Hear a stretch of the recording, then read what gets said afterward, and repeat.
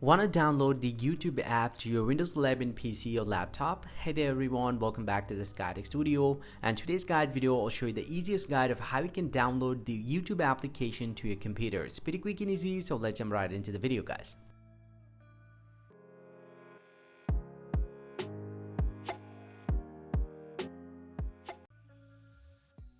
So now to do that, first thing first, simply go ahead and open up the search bar and adjust to the start for Microsoft Edge. So I'm gonna go ahead and click on Microsoft Edge and adjust to open up the browser. And from the home page, go ahead and search for YouTube.